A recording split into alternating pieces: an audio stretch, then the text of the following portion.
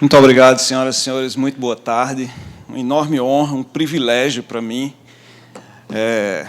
debater com vocês esse tema do empreendedorismo, da inovação e prestigiar o trabalho que vocês têm realizado aqui. Como meio paraibano, meio pernambucano que sou, é uma emoção. Vou parar de falar nisso, senão eu vou acabar me emocionando de verdade mesmo. Mas vamos lá. Na verdade, tem gente suficiente aqui para a gente estabelecer mais uma conversação mesmo. Então, eu vou pedir a Renata e a Almara que, se me permitirem, a gente pode, a partir dos 30 minutos, estabelecer alguns parâmetros do que eu entendo por educação empreendedora aqui, e talvez a gente consiga conversar mesmo, porque a melhor plataforma de aprendizagem é mesmo o diálogo. Não existe um outro processo, nem do ponto de vista cognitivo, nem desenvolvimental, que seja mais poderoso do que o diálogo para estabelecer uma aprendizagem significativa e perene. Então, talvez a gente possa, viu, Renata, conversar mesmo. Tira o WhatsApp pode ser hackeado.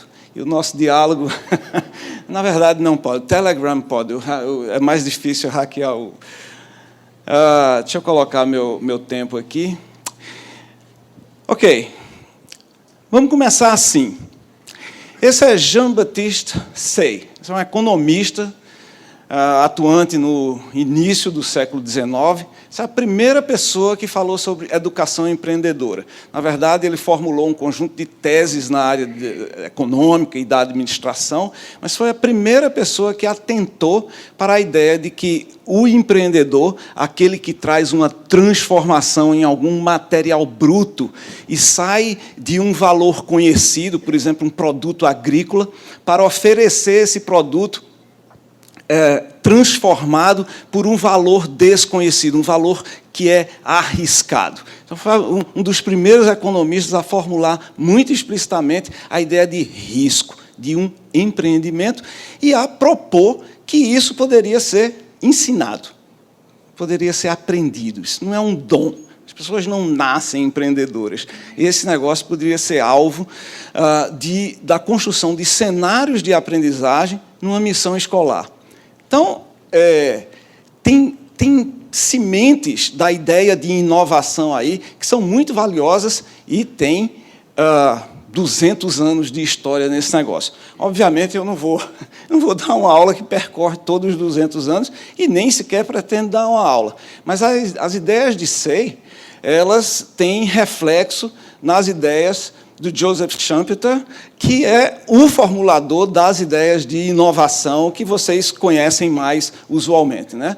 O Schumpeter vai dizer que a essência do empreendedorismo resta sobre a exploração de novas oportunidades no campo dos negócios. Então, tem uma relação com diferentes usos de recursos disponíveis, numa recombinação, na medida em que tais recursos são retirados de seu emprego tradicional e postos em novas combinações.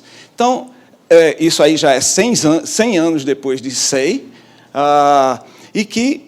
mas ainda em 1930, então vocês veem que tem um largo histórico e um lastro importante da ideia de inovação, de empreender através da transformação novos produtos com valores que são emergentes dentro de uma sociedade e que impactam essa sociedade com vistas à transformação. É isso que vocês estão fazendo no Cariri, na verdade, para continuar a fala do Luiz. Essa essência do empreendedorismo está marcada ali. De uma forma mais geral, eu vou definir, aí eu não quero me comparar nem a Say, nem a Schumpeter, mas eu vou também arriscar uma reflexão sobre inovação, que eu digo assim: a inovação é toda novidade sustentável. Não é um invento. Ela tem uma novidade, tem que ser sustentável, portanto, está associada a um negócio, capaz de entregar um valor único, então, a diferenciação do produto, que já estava lá nas reflexões de Say, 200 anos atrás, como resposta às demandas, problemas ou desejos de uma audiência, de um grupo social, que transforma seus comportamentos em função da novidade. Então, essa novidade não é um simples invento, é algo que transforma o comportamento das pessoas. Então, inovação é isso. E o que empreendedorismo provoca, como é que o empreendedorismo participa desse processo de inovação? É que o empreendedorismo é uma provocação para o futuro. O futuro ele não é previsto, ninguém pode prever o futuro. Obviamente, a ideia de uma bola cristal é ficcional. Ninguém pode prever o futuro. Nós criamos o futuro. E o empreendedorismo é o processo pelo qual nós provocamos o futuro. Eu acabo de criar essa ideia aqui, inclusive. Pensem sobre isso. A gente pode discutir sobre isso. Tá? O empreendedorismo é uma forma de provocar o futuro, inovação é uma forma de criar o futuro, trazer o futuro do futuro para o presente, através de processos bem conhecidos de inovação. O que eu vou tentar fazer é trabalhar um pouco alguns exemplos, dos quais alguns eu tenho participado diretamente, de como a gente cria esses espaços de aprendizagem dos processos de provocação do futuro, que a gente chama educação empreendedora. E eu adoraria ouvir os exemplos de vocês também. Tá bom? Bom, no Brasil, a gente tem mais ou menos essa configuração. Obviamente, startups são a ideia mais materialmente visível desses processos de empreendedorismo inovador. E esse é um mapa feito... Bom, isso aqui está online, naquele endereço ali embaixo. Gente, se vocês puderem... Então, tem um copo d'água aqui. Nesse endereço online, vocês podem ver esses dados dinamicamente da AB Startups. E esse é mais ou menos um mapa das startups de base tecnológica no Brasil, aquelas, obviamente,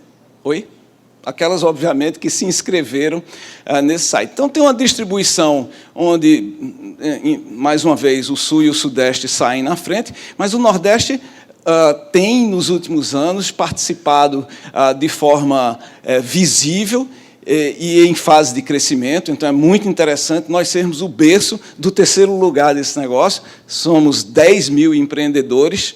Aqui no Porto Digital, em Recife, tem 800 deles. Seria muito interessante, eu não sei, mas a base de empreendimento tecnológico na Paraíba deve ser igualmente rica, então seria interessante a gente pesquisar esse tipo de coisa. Então, a materialização desses processos de empreendedorismo para a inovação, ela aparece em coisas desse tipo. Do ponto de vista internacional, a gente até que vai mais ou menos, mas a gente está falhando exatamente no assunto desse encontro aqui. Esse é um mapa também dinâmico, vocês podem acessar aquele endereço ali, vocês podem mexer nesses vários parâmetros que eles colocam aqui, da Miss Global Forum. Eles pesquisam entre 25 países, o Brasil é um deles, nós somos o 19º nos parâmetros que eles formularam. Os parâmetros são esses aqui, educação e habilidades empreendedoras, emprego, que, obviamente, a gente vai muito mal, entrepreneurship, que é exatamente essa capacidade e habilidade empreendedora, cidadania global, a participação dos jovens numa cultura digital, por exemplo, e um ecossistema de uma economia de conhecimento. Essas são as categorias que eles analisam, e ali estão as nossas notas. No ranking global de 0 a 100, a gente obtém um 46, que não é muito bom, e isso nos faz ficar no 19º lugar. Mas o que eu gostaria de chamar a atenção é que a gente vai mal exatamente no assunto dessa nossa conversa hoje, que é o campo da educação. Não apenas a educação empreendedora, mas, mais geralmente, as nossas plataformas educacionais públicas, principalmente, pois a maioria dos nossos jovens estão nessas plataformas públicas, elas, de fato, vocês conhecem isso tão bem quanto eu, as nossas estatísticas são catastróficas, infelizmente. A gente tem que melhorar grandemente esse negócio. A novidade boa dessa parte, se tem alguma novidade boa nisso, é que a educação empreendedora, a meu ver, e eu não estou falando isso porque eu estou no encontro de vocês de educação empreendedora, pode ser uma das chaves para a gente envolver os alunos, os nossos estudantes, numa experiência imersiva que torne a própria educação mais ampla da escola em um processo de aprendizagem mais imersivo, significativo e perene, através de metodologias ativas, essa é uma expressão usada muito frequentemente hoje em dia, que envolvem, por exemplo, o desenvolvimento de projetos. Então, a educação empreendedora pode ser uma plataforma de melhoria da qualidade do ensino de uma forma mais ampla. E aí eu gostaria exatamente de detalhar melhor exatamente essa tese. Aqui, apenas para mostrar que eu escolhi, como eu disse, essa é uma plataforma dinâmica, então você pode escolher diversos países para comparar, para se comparar. Então, aqui o Brasil é aquela linha amarela, nesses diversos parâmetros, e, de novo, nas habilidades e nos cenários de educação, nós somos piores do que todos os outros 3 países que eu selecionei, por acaso, nessa lista, Canadá, Argentina e Japão. E bem pior, na verdade. Então, a pergunta continua, como é que a gente usa a educação empreendedora, o empreendedorismo, para melhorar a própria plataforma de educação do país, tá certo? Sabendo ainda por cima que, e essa é uma pesquisa feita pelo SEBRAE dos Estados Unidos, o Small Business Association, o SEBRAE estadunidense, e eles mostram uma coisa bem interessante.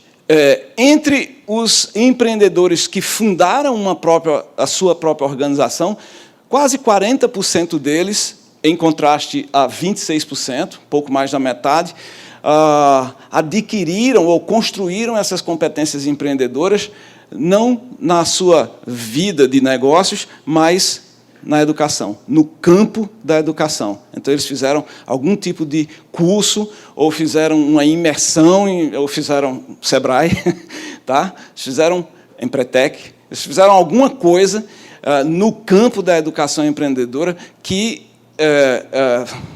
fortemente os ajudaram a fundar e manter uma startup. E, do lado esquerdo, vocês veem o percentual de pessoas, também no bloco laranjado, que fizeram cursos dessa natureza, cursos de empreendedorismo, e participam como intraempreendedores, ou seja, ajudam grandes corporações a melhorar seus produtos, a fazer um trabalho de intraempreendedorismo dentro dessas organizações. Esse é um dado importante, porque nos mostra, de novo, que e a gente sempre falava isso, né? Eu sempre achei que meu pai, por exemplo, comerciante da Sambra, nascida no Nordeste, Sociedade Algodoeira do Nordeste do Brasil, ele tinha um dom do comércio. Mas, na verdade, ele tinha uma educação informal, baseada numa rede de relacionamentos dentro da própria organização, que sustentava os processos criativos típicos do empreendedorismo. Ele não tinha um SEBRAE ainda, não tinha aulas de empreendedorismo, como a gente agora pode ter, mas ele tinha um ambiente de aprendizagem muito forte dentro dessa organização. Então, um curso aqui, leia-se a capacidade de aprendizagem e de articulação que as pessoas podem ter dentro das suas próprias organizações, mas, se a gente puder provocar isso de forma sistemática e explícita, por exemplo, na escola de ensino básico, mas também nas faculdades, em todos os ambientes que a gente imaginar, inclusive dentro das organizações, a gente vai estar dando uma contribuição para o país que é inimaginável. As pessoas tendem a ser muito mais criativas e inovadoras se elas estão num ambiente de aprendizagem, por exemplo, supondo que toda empresa é uma escola, que também provoca esse tipo de reação nas pessoas. Então, como estamos até agora? Faz sentido? Está fazendo sentido? Ok. Mas, infelizmente, para as crianças e os jovens, em geral, não está fazendo sentido. Essa é uma pesquisa realizada anualmente pela Gallup, nos Estados Unidos apenas, mas que dá uma visão de um fenômeno mundial, que é o desengajamento das crianças e jovens com a escola, o desengajamento afetivo e intelectual. Então, não é uma evasão necessariamente física, nós até melhoramos, por exemplo, no Brasil, como nos Estados Unidos, a retenção das crianças na escola, mas essa é uma pesquisa de opinião onde os jovens respondem o quanto eles se sentem engajados com a escola. E aí, no 5º ano, 75% deles dizem que eu estou muito engajado com a escola. E eu não preciso descrever o que acontece no restante do gráfico. As pessoas, aí é só ladeira abaixo, como dizemos aqui mesmo em Pernambuco e na Paraíba, as pessoas se sentem cada vez menos engajadas com a escola. Como vocês veem, do penúltimo para o último ano do ensino médio, de 32% para 34%, há uma ligeira melhora. Eu acredito que essa seja a perspectiva de ir embora. Então, as pessoas se engajam um pouquinho mais porque sabem que terão um alento, porque está finalizando. Isso é um problema grave, tá certo? Então, está fazendo sentido para a gente, como professores, como educadores, mas, aparentemente, não está fazendo sentido para os nossos alunos, em geral. Tá? Então, essa é uma péssima notícia e está articulada com os dados catastróficos que eu nem mostrei aqui, porque vocês conhecem esses dados muito bem, os níveis de desempenho que a gente tem, infelizmente, conquistado. E os Estados Unidos, que é o país que mais investe no mundo, dinheiro, recursos financeiros nos sistemas educacionais, mas, por exemplo, nas provas do PISA, é apenas o 17º lugar. Então, tem uma questão de engajamento aí muito forte que a gente precisa tratar. E isso se reflete na maneira como nós ofertamos os cenários de aprendizagem para essas pessoas. Então, essa é uma pesquisa da McKinsey, com 13 países no mundo inteiro, inclusive o Brasil dessa vez, onde eles perguntaram, por um lado, como os jovens preferem aprender. Aí você tem aqueles desejos do lado esquerdo ali, né? Então, 62% deles diziam que preferem aprender com... Veja que são todas coisas que você teria num processo de educação empreendedora. On-the-job training. Eu quero aprender com problemas do próprio ambiente de trabalho, de preferência no ambiente de trabalho. Esses são jovens universitários. Tá? Eu prefiro aprender com situações que chama hands-on, né? Experiencialmente, resolvendo problemas emergentes, reais, que deem conta de demandas de grupos sociais específicos. Eu prefiro aprender com multimídia, né? Eu prefiro continuar com o meu smartphone e não que ele seja colocado numa cestinha na porta da sala e assim por diante. Bom, isso... eu ia dizer, infelizmente, é como os jovens preferem aprender. Mas, na verdade, infelizmente, é como nós continuamos a ensinar. Então, há uma dissociação evidente. Então, se você pegar, por exemplo, só essa perspectiva experiencial de hands-on, a McKinsey foi, então, nas faculdades e nos cursos técnicos dessas pessoas, analisar o currículo e as atividades propostas. E aí descobriu o que a gente já sabe.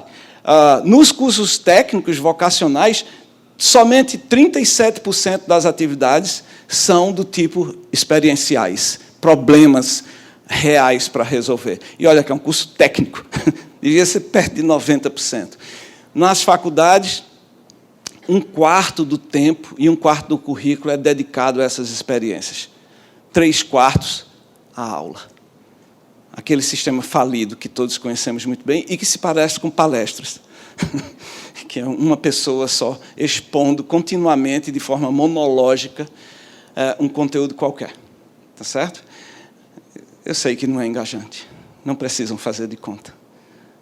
Porque palestras se parecem com aulas. E as metáforas da aula, elas estão sustentadas em eixos que não funcionam mais, nem para a gente, muito menos para essas gerações.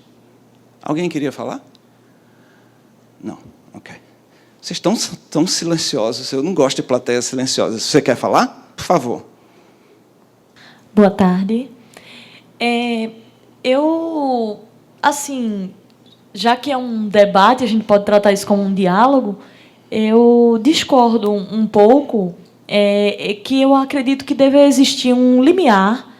Esse limiar ele é muito tênue entre o que os jovens gostariam de aprender e o que nós devemos ensinar. Porque eu tiro como exemplo a minha própria formação e de colegas professores meus, em que tivemos uma base teórica sólida e em que tivemos uma base de leitura sólida, de aulas sólidas, e que isso nos tornou nos profissionais que somos hoje, com a qualidade que temos hoje. Eu passei por a seguinte problemática. Eu fiz bacharelado em administração e eu tive aula de pesquisa operacional. Eu não entendia para que eu estava estudando aquilo. Eu não tinha a mínima ideia de para que estudar aquilo ali. Então, eram livros complexos e cálculos complexos, até que um dia, no meu trabalho, chegaram e disseram assim para mim: a gente vai fazer uma pesquisa de campo e a gente precisa definir as rotas dos pesquisadores de forma que cada equipe aplique a mesma quantidade de questionários e ande mais ou menos a mesma quantidade de quilômetros. E, naquela hora, eu vi a pesquisa operacional aplicada ali e eu apliquei ali.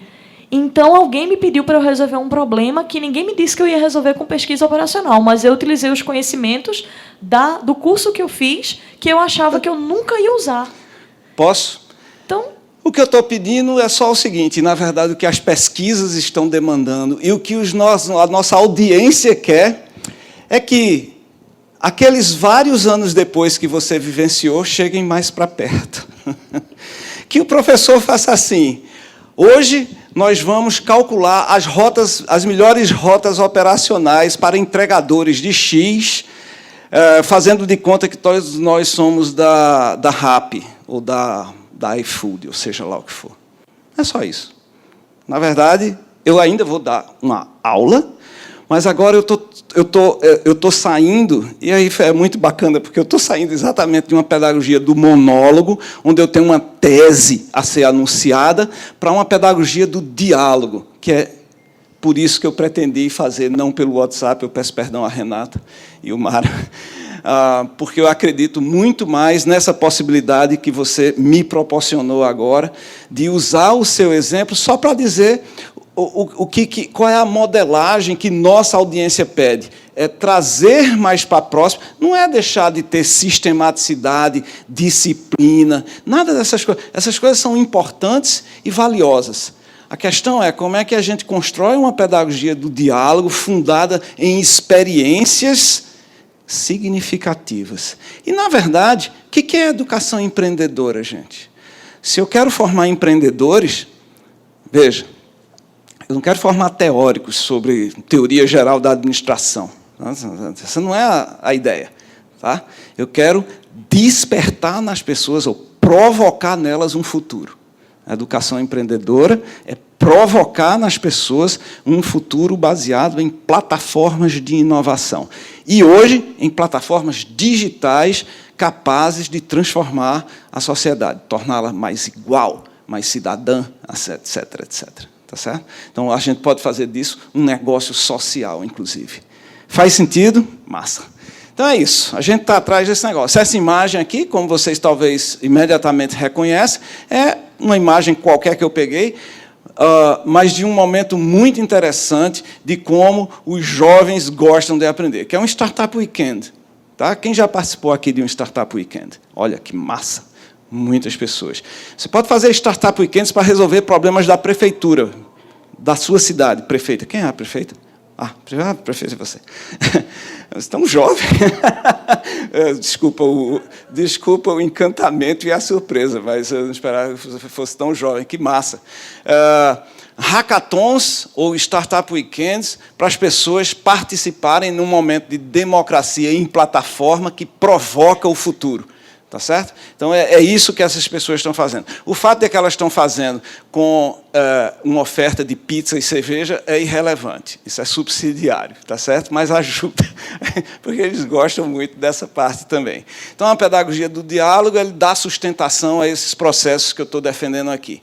Mas, geralmente, eu gosto de usar o Alfonso Fugueta para rever a forma inteira de como a gente está estruturando ou ofertando uma arquitetura de inovação pedagógica para a academia, tradicionalmente sustentada no eixo, vocês vão lembrar bastante disso, porque isso é um discurso recorrente de pesquisa, ensino e extensão, né? Mas numa perspectiva absolutamente diversa. Ensino, por exemplo, é substituído por educação, que é, na verdade, ensinar modos de aprender. Então, não é mais uma pedagogia da transmissão da informação, mas a criação de cenários de aprendizagem fundados nesses modos de aprendizagem. A pesquisa, ela continua como um eixo fundamental, ela pode ser básica, ela pode ser aplicada, ela pode ter variadas versões, mas o importante é que ela participe da invenção do futuro. Então, a pesquisa ela tem um lugar nessa invenção, e é por isso que a pesquisa ela está associada com o empreendedorismo nesse sentido, de provocação. Tá? E, nesse caso da pesquisa, de sustentação mesmo, científica, do futuro a ser criado. E aí, extensão, que tradicionalmente nas universidades é vista quase como um braço assistencialista, ele se transforma em inovação, tá? Que vai, de fato, reconhecer e resolver os problemas da sociedade. Então, o desafio da antiga extensão, agora vista como inovação, é servir a sociedade, buscando tendências tecnológicas e que direções de mudança a sociedade está percorrendo, realizar mentorias e atividades experimentais abertas, vou dar exemplos disso aqui, de como a gente está fazendo aqui, juntinho na UFPE, e desenvolver estratégias de gestão de processos de inovação na sociedade, como, por exemplo, os hackathons cidadãos, que resolvem problemas em prefeituras as mais diversas espalhadas pelo esse país. Oi? Diga, querida. Por favor, me informe, vamos fazer. E isso com um caráter de empreendedorismo. Tá? Então, essa visão de foguete... E, claro, tem um desafio extra associado a esses 3 eixos tradicionais da universidade, que é promover uma mudança cultural. Tá? A escola e a academia envolvidas com a sociedade para transformar o mundo. Isso é uma mudança cultural que requer, por exemplo, que nós não nos aprisionemos nos nossos feudos intelectuais. Tá? Na academia se briga até pela sala. Vocês sabem disso. Mas isso é o de menos. O que a gente deve é apoiar a academia nessa transformação, e eu devo dizer isso, é minha obrigação dizer isso, não escanteá-la ou não criar antipatia pela universidade. Estou inquieta aqui, com tantas informações, e já pensando aqui de como praticá-las.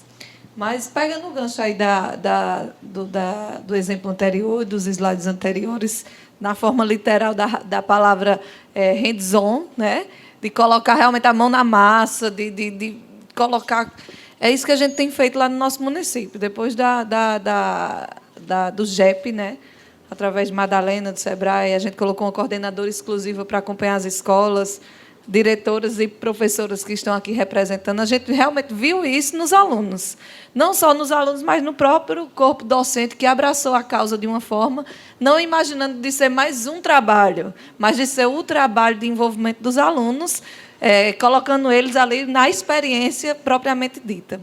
E o que me deixa feliz nesse sentido é porque a gente viu o fruto imediato. A gente não viu o fruto desse hands-on daqui a um mês ou daqui a 2. A gente viu que eles pegaram a ideia, colocaram a mão na massa e já estão aí sendo empreendedores. Agora, como trazer isso e ser junto à sociedade, além dos alunos que a gente está pensando no futuro?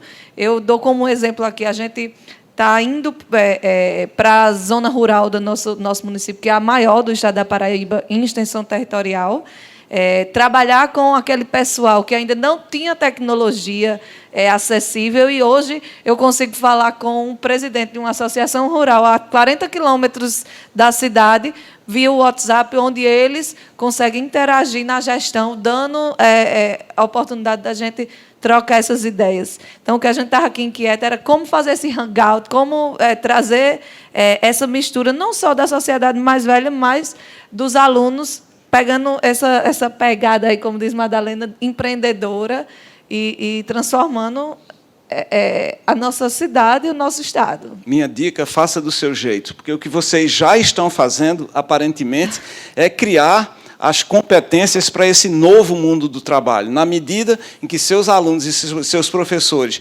constroem um processo de escuta para pessoas que vivem numa zona rural distante e que nunca, às vezes, têm acesso à informação, viabilizar um processo de emergência de comunidades de conversação é trabalhar nessas crianças e nos seus professores uma inteligência social que é, segundo, por exemplo, o Instituto para o Futuro, Institute for the Future, é uma organização que tem 40 anos nos Estados Unidos, é uma das competências básicas do novo mundo do trabalho.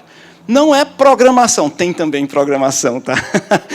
Tem também programação, mas eu destaquei algumas que eu acho emblemáticas de como a gente pode começar sem um aporte de recursos descomunal que a gente não vai ter. Então, essa é outra coisa sobre inovação.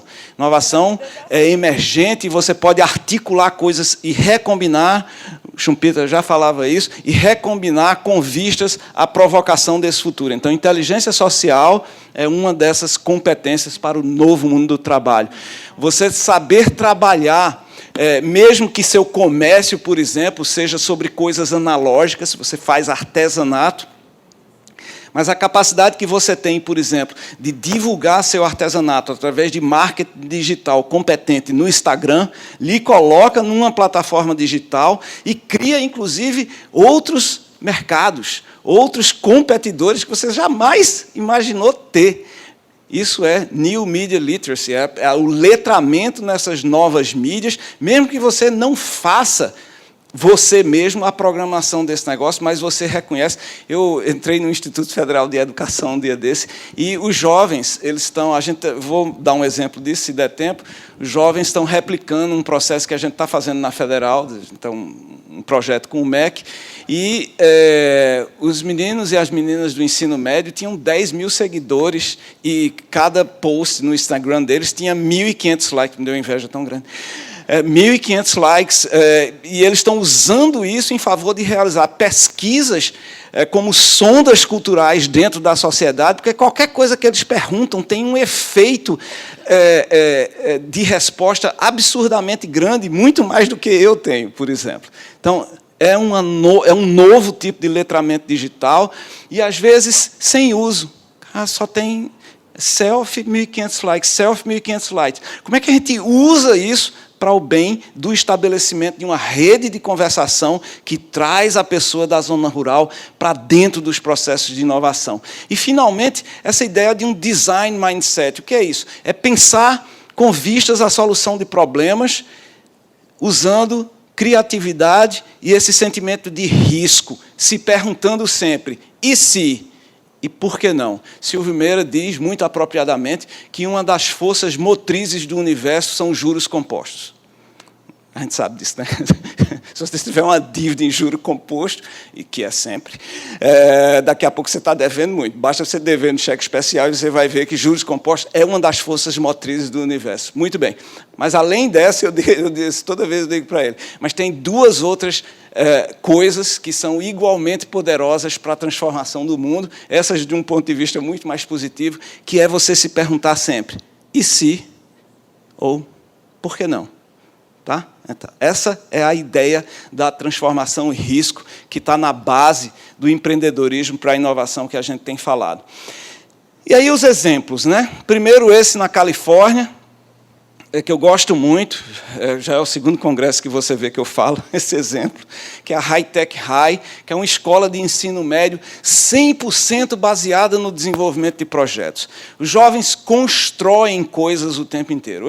Uma hora eles estão construindo uma bicicleta em times, outra hora eles estão repensando a mobilidade urbana da cidade, outra hora eles estão fazendo um projeto de arte, que envolve a compreensão de eventos sociais no bairro, e assim por diante. Tudo isso observado e com a participação de educadores que, oportunisticamente, trabalham a matemática, a língua inglesa, a física, a química, a biologia própria do ensino médio, de tal modo que a média nos testes tradicionais estaduais e municipais desses jovens é o da barrinha azul. na disciplina de inglês, que é sua língua nativa, e na disciplina de matemática. O verdinho é os testes distritais e o amarelo os testes estaduais. Então, eles, sem uma aula sequer, só trazendo mais para perto aquelas experiências que você teve no mundo do trabalho para dentro da escola. E, assim, eles não estão tendo aula de empreendedorismo, mas eles estão empreendendo a transformação do mundo e da sua própria aprendizagem. Então, essa é a missão da escola, me permitam dizer, não é ensinar. É criar ambientes de aprendizagem significativa e perene. Esse é o meu primeiro exemplo. O segundo exemplo é uma escola que não tem professor. Lá os professores trabalham muito, aqui não tem professor. Na verdade, os professores na Escola 42 é uma escola unicamente de programação, nascida na França, mas que agora tem na Califórnia. E, em agosto, inaugura no Rio de Janeiro. Tá? A gente quer trazer uma dessa para Recife também, quem sabe. A Escola 42... os professores só desenham os desafios de aprendizagem e se recolhem. Eles são o que a gente chama designers instrucionais. Então, os alunos entram e aprendem entre si. Ponto. Esse é o método. Não tem nada muito sofisticado.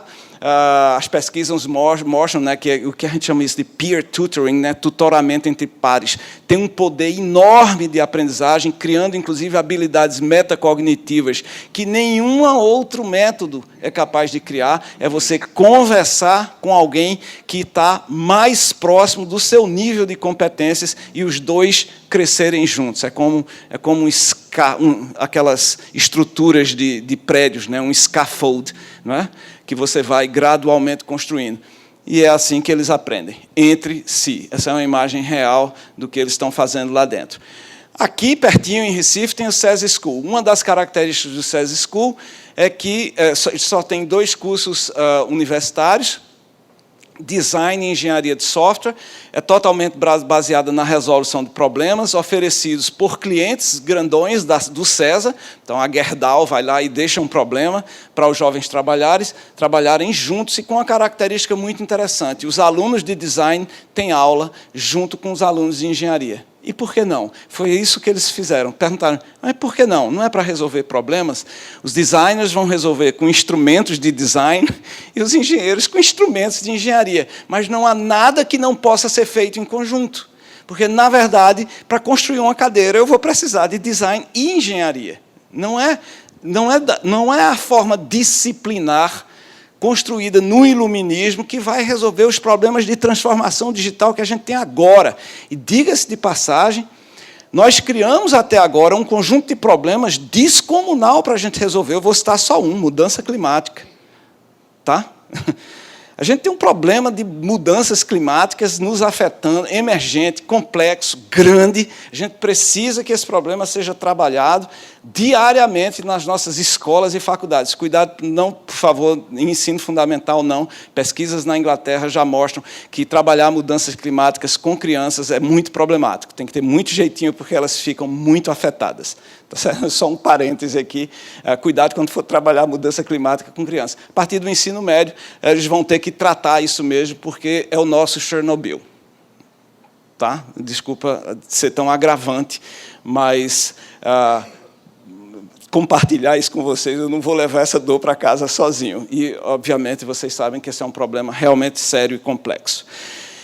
Na Universidade Federal, a gente está fazendo isso aqui. Essa é uma reportagem do Porvir, creio que vocês todos conhecem, um dos melhores portais de educação do Brasil. Eu estou ali junto com meus colegas, e lá a gente tem uma disciplina interdepartamental que envolve design, engenharia, ciência da computação e psicologia, que são os meus alunos que vão para ajudar a produzir essa escuta da sociedade, essa escuta de pessoas que têm problemas, e ao longo de cada semestre, a disciplina do semestre, ao longo de cada semestre, a gente passa por todo um processo de construção de cenários e da demanda, das dores e desejos de pessoas, tematiza e oportuniza, por exemplo, com base nos Objetivos de Desenvolvimento Sustentável da ONU. Então, a garotada vai estudar mobilidade, saúde, mudanças climáticas e coisas dessa natureza. A gente vai aprender a levantar problemas Veja, a escola geralmente já chega com o problema, né? Você só tem que desenvolver a solução. Reconhecer problemas é uma habilidade descomunalmente elegante e sofisticada. Tá certo? Como é que a gente reconhece que alguém tem um problema? Porque as pessoas geralmente dizem, eu tenho um problema. As pessoas geralmente nem sabem dizer quais são os seus problemas. Vamos combinar. Diga, querida. Refletindo aqui, eu e Yolanda, sobre a sua palestra, nós temos um trabalho aqui na Secretaria de Estado da Ciência e da Tecnologia, da Educação da Ciência e da Tecnologia, um trabalho inovador com a disciplina Colabora Inove, né, que a gente trabalha com os estudantes essa perspectiva de metodologias ativas, aprendizagem baseada em problemas, em times, e mudou toda essa arquitetura de sala de aula. E trabalhamos também com a Agenda 2030 e os Objetivos do Desenvolvimento Sustentável. Nós trazemos, por exemplo, a perspectiva macro da agenda e incentivamos aos estudantes que eles observem no cotidiano deles problemas relacionados às metas e os indicadores que a ONU estabelece, para que eles possam estar resolvendo esse problema e fazendo essa gestão. Então, tem sido aí um projeto de sucesso que a gente tem. Massa, vamos trocar os detalhes sobre isso, porque a gente construiu toda uma metodologia extremamente disciplinada e detalhada de questões que eles têm que resolver em cada caixinha dessas aqui. Então, por exemplo, para eles desenharem o problema, que é a aflição ou o desejo de um grupo social qualquer, ou de pessoas numa comunidade qualquer, eles respondem um conjunto muito grande e fazem levantamento da jornada desses usuários ao longo de dias inteiros, respondendo, fazendo entrevistas, estudando o mercado para levantar qual é a real necessidade das pessoas. Então, cada uma caixinha dessa tem um conjunto de quests, a gente chama quests, para instigar esse envolvimento que as pessoas têm com videogames, por exemplo. Tá certo? Dando desafios que são gerenciáveis na perspectiva de um semestre. Né? A coisa engraçadinha desse negócio é que a gente não quis passar essa disciplina no Conselho Universitário da Universidade Federal, que dá muito trabalho, é um tempo meio que jogado fora. Então, o que a gente faz, só para informar vocês, é que cada professor tem a sua disciplina marcada no mesmo dia e hora, e a gente está hackeando o SIGA, a gente se reúne, então, no mesmo lugar para produzir todas essas coisas em times multidisciplinares com alunos de todos aqueles departamentos. Isso, só complementando a fala da professora Giovânia, então nós trabalhamos também com essa perspectiva da territorialização desses conceitos, né? Pegar a Agenda 2030 e trazer para próximo da realidade do estudante. O que é aquele estudante que mora na comunidade, em uma situação vulnerável, como é que ele interpreta esses conceitos e como é que isso pode ser aplicado na realidade dele? Então, essa disciplina ela foi implementada no currículo das Escolas Cidadãs Integrais Estaduais na primeira série do ensino médio. Então, atualmente, nós temos 90 escolas, né, rodando essa disciplina, que foi construída em parceria com a Universidade de Ciências Aplicadas de Tampere, na Finlândia. Eu quero saber, não precisa nem ir tão longe na Finlândia, vamos trocar aqui com vamos Recife. Embora. Porque a gente está pegando esse método, a gente, de fato, mergulhou nesse negócio e construiu um método que está virando um livro, que tem um projeto no MEC que a gente está compartilhando com todos os institutos federais de educação do país. A gente pode fazer isso junto também. Beleza? Então, é só mais um exemplo aqui pertinho de como é possível fazer isso. E, assim, não tem prova. A prova é um demo day de pitches no final do semestre, onde empresários do Porto Digital vão avaliar a relevância do trabalho, o impacto social, a sofisticação técnica e as possibilidades de negócio que aquele empreendimento, ou futuro empreendimento por vir, representa para a sociedade. Tá? Esse é um exemplo rápido, vou dar aqui, de estudo que um grupo realizou, que tem a ver com o desenvolvimento de histórias sociais para crianças no espectro autista. um estudo belíssimo que eles fizeram. Como vocês sabem, essas crianças têm alguma dificuldade de estabelecer um relacionamento, por exemplo, com o seu próprio cabeleireiro, mesmo que seja recorrente, e ainda mais quando é uma novidade. Então, o que geralmente as pessoas fazem é coletar na internet imagens para apresentar para as crianças desenvolverem uma familiaridade com o ambiente ou a atividade que virá no futuro próximo. Pois bem, esse é um trabalho grande que as pessoas familiares de crianças nesse espectro autista realizam, e eles construíram um aplicativo de compartilhamento de histórias, onde, se eu frequento o cabeleireiro, que você vai frequentar também, tem fotos de verdade do cabeleireiro, e essas já colocadas numa sequência histórica, onde a criança vai, antes de ir ao local, reconhecer aquilo como uma história que a torna mais familiar com aquele negócio. Isso foi um trabalho belíssimo que essa galera realizou, com profissionais da área, investigando o mercado, desenhando curvas de valor em relação a concorrentes e assim por diante. Essa é uma galera que foi para o Mind the Biz no Porto Digital, porque o que a gente está fazendo, na verdade, como um resumo, é transformar, é criar uma plataforma para a inovação educacional que transforma os sistemas de educação, os ambientes educacionais, nessas 4 dimensões, né, que eu chamo.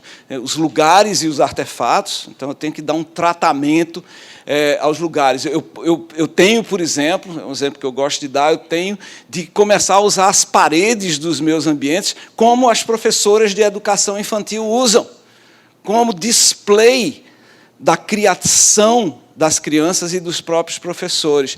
Ao longo do sistema de ensino, as paredes vão se transformando apenas em lugares de contenção e controle.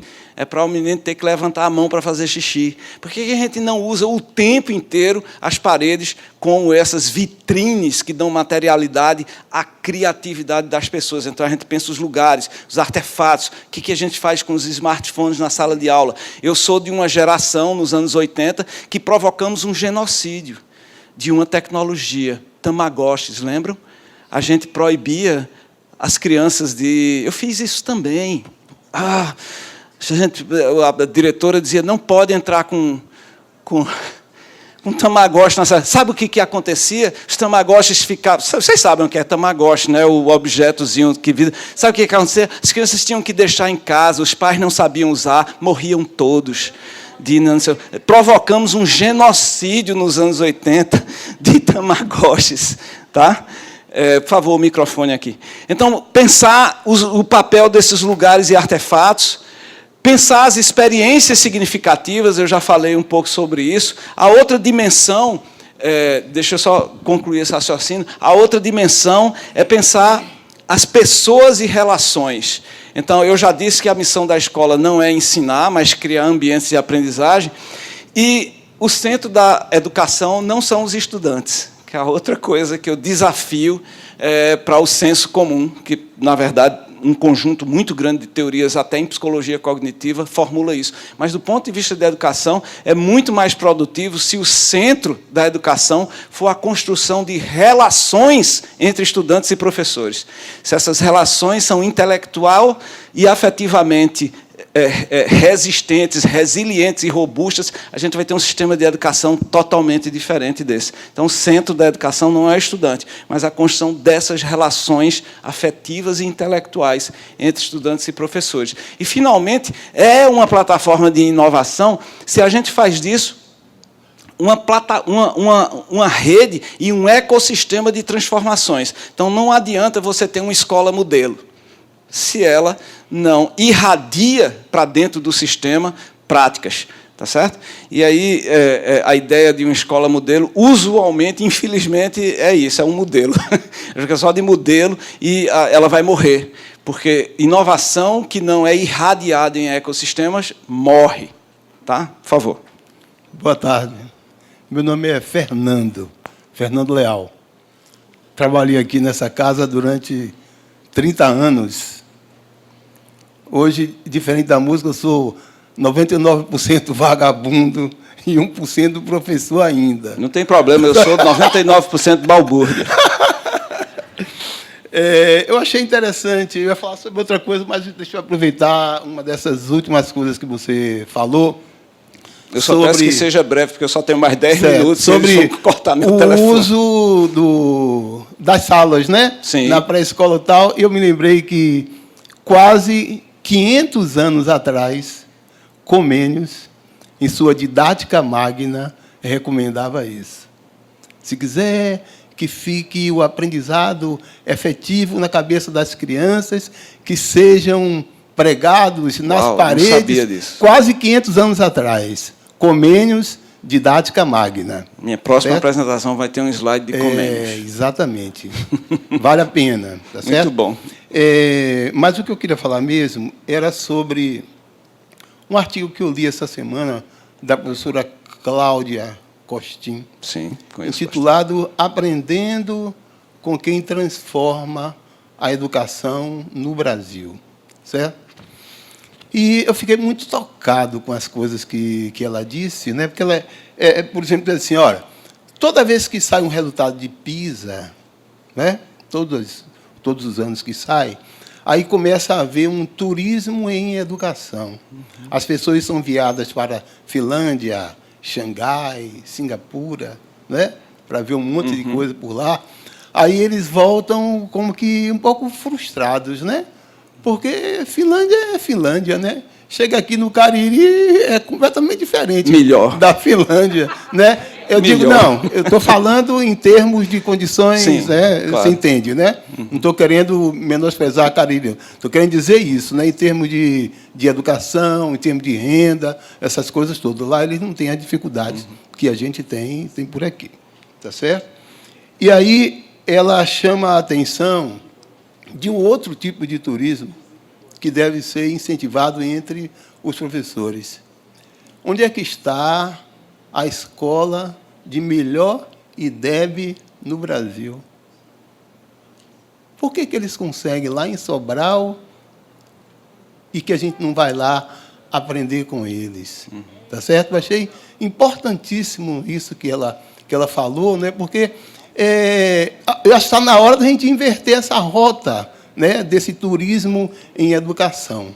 E a minha pergunta, professor, não sei se você sabe, né, se existe alguma instituição, né, que já se encarrega de registrar essas experiências que são bem-sucedidas, por exemplo, em empreendedorismo, né? Porque num dia desse de hoje, né, estou falando em prêmio de educação empreendedora, né? Eu acho que é importante que essas experiências sejam registradas, porque elas vão ajudar as pessoas que estão trilhando esse caminho. Sem dúvida.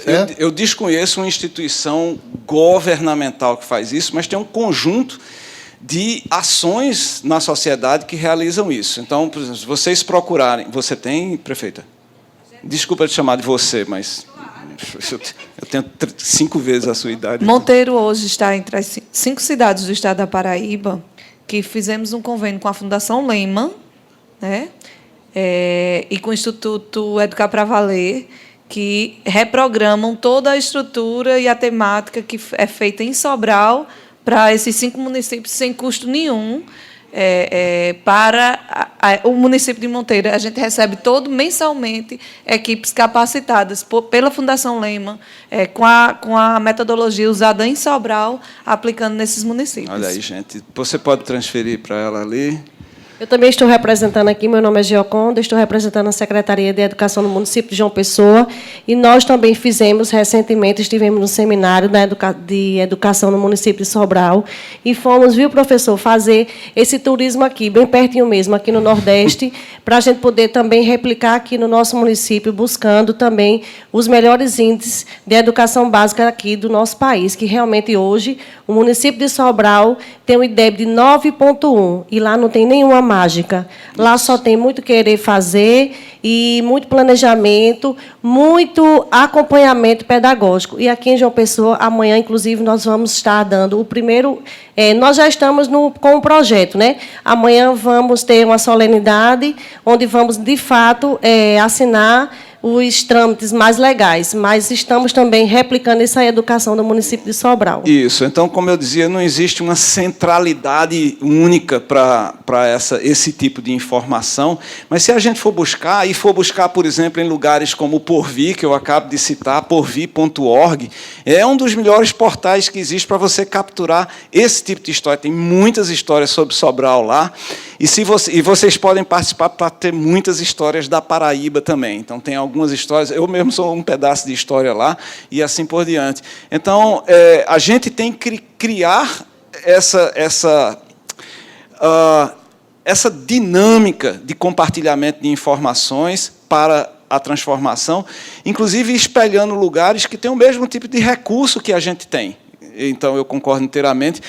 Não é muito saudável ficar se comparando com a Finlândia, porque a quantidade de recursos versus a quantidade de pessoas a que os recursos são destinados, obviamente, é descomunal e muito diferente do que a gente pode e deve estar realizando. Tá? Então, professor, nós que passamos pela experiência de imersão finlandesa, a gente queria compartilhar um pouquinho de como foi da nossa volta. Realmente, existe um deslumbramento, culturalmente é muito diferente. Então, eu acredito, eu vou até passar para a Yolanda, que ela costuma usar um termo que ela é historiadora, e ela vai dizer qual é o tipo de movimento que o professor tem que fazer quando ele está em processo de imersão em qualquer sistema educativo, tanto no Brasil como em qualquer lugar do mundo.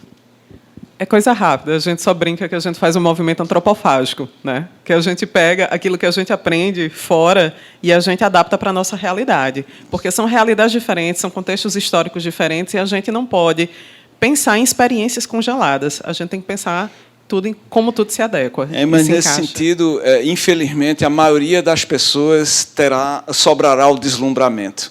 O processo antropofágico requer uma certa sofisticação em design mindset, que, infelizmente, não é tão distribuído quanto a gente gostaria. Então, de fato, você ter experiências muito diferentes, até para montar o contraste, mas também experiências muito mais próximas, pode ser o balanceamento ideal de como fazer isso, né?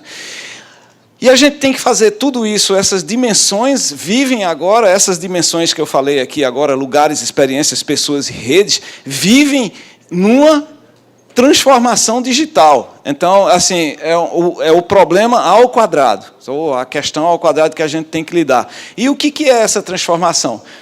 Digital é quando você está envolvido com o uso de plataformas que são novas transações, novos comportamentos e novos modelos de negócio habilitados por software que a gente, às vezes, a gente diz que o computador, por exemplo, ou o smartphone, é só mais um instrumento de trabalho. Eu entendo essa formulação, eu fiz toda uma tese aqui de como a inovação ela é fundamentalmente da arquitetura pedagógica do negócio, mas não digam mais que o computador é só mais um instrumento de trabalho, porque não é.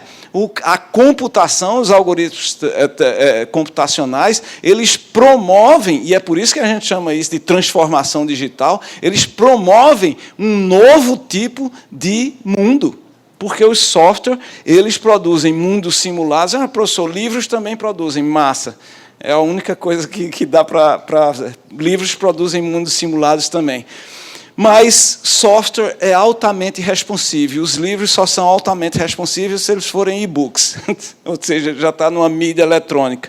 O livro não é responsivo na mesma medida que a gente tem no software, e principalmente, gente, que isso é o próximo passo que a gente tem que dar no Brasil. Software permite a geração e análise de dados. E a gente é muito ruim em nosso país disso, e isso justifica o fato de eu trazer tanto gráfico de pesquisas realizadas em outros países.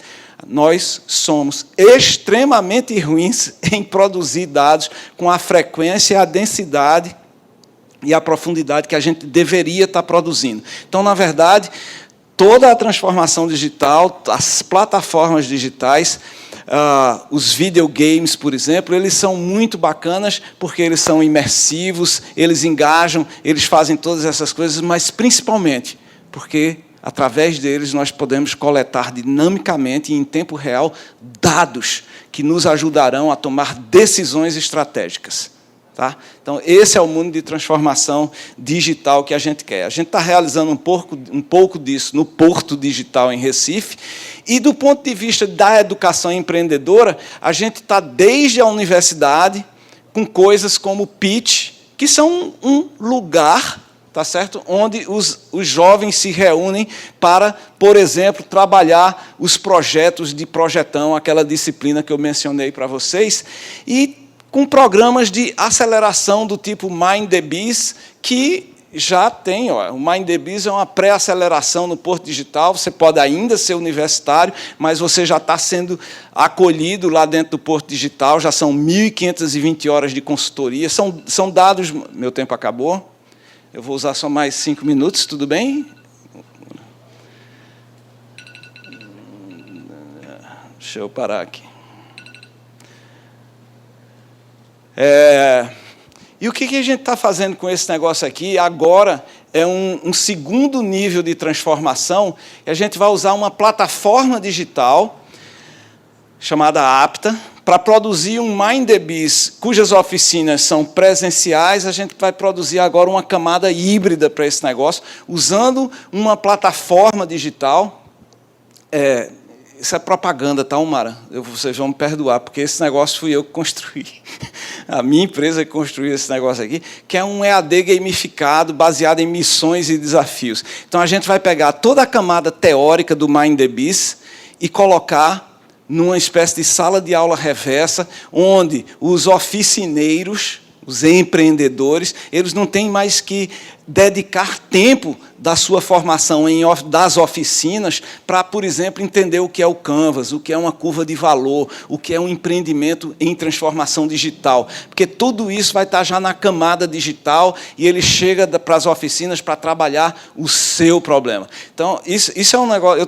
Eu estou muito envolvido com esse negócio, porque a gente pode agora fazer uma coisa que é necessário, que é escalar a educação empreendedora para além das oficinas presenciais, que eu posso ter 50 pessoas, 60 pessoas. A gente quer fazer isso num nível a poder dar escala, formando redes e ecossistemas para além do Porto Digital, por exemplo. E aí, para finalizar, cumprindo meu pedido extra de 5 minutos apenas, a gente precisa fazer isso com liderança. E aqui eu estou num auditório cheio de pessoas que se demonstraram líderes já, estão aqui, estão participando dessa transformação. E aí o Bob Johansen, que é do Instituto para o Futuro... Calma. Você já mandou ele aqui para cima? Não foi você, não. Esse livro ele traz um conjunto de premissas para a construção desses líderes. Temos os empreendedores, e os empreendedores, de alguma forma, têm que liderar essa transformação. E aí tem 4 das 10, eu não teria tempo mesmo de falar das 10 características ou habilidades desse empreendedor líder, mas eu escolhi 4 para falar rapidamente. A primeira, já falei, o empreendedor líder, ele aprende imersivamente. A gente falou disso aqui, do ponto de vista de um novo tipo de estudante que já está nas nossas universidades, porque ele quer isso, ele quer aprender com a experiência de maneira imersiva e significativa. Então, se você é um líder dentro de uma corporação, você se envolve com os problemas e vai aprender junto com as pessoas numa hierarquia líquida, numa que a gente chama heterarquia, não numa hierarquia tradicional. Dilemas são oportunidades.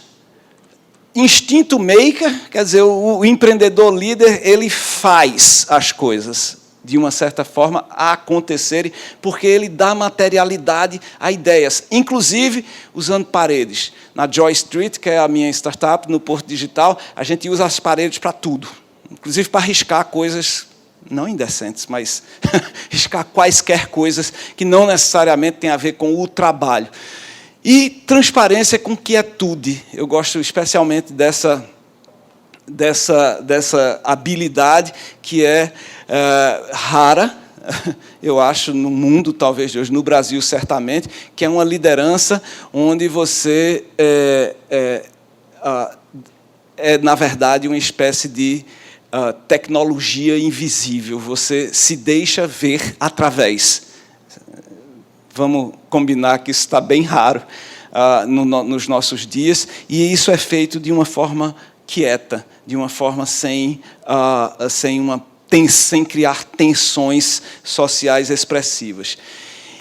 E o Johansson não fala, mas uma outra pesquisa fala, e é meu último slide, que o líder, e, na verdade, qualquer empreendedor, ele precisa construir uma única coisa, se nada mais for possível, que vai transformar e ajudar a transformar a sociedade. E isso é fruto do experimento psicológico mais longo da história da humanidade, dura já 80 anos, foi iniciado nos anos 30 nos Estados Unidos. Hoje, o líder da pesquisa é o George Vaillant, na Universidade de Harvard.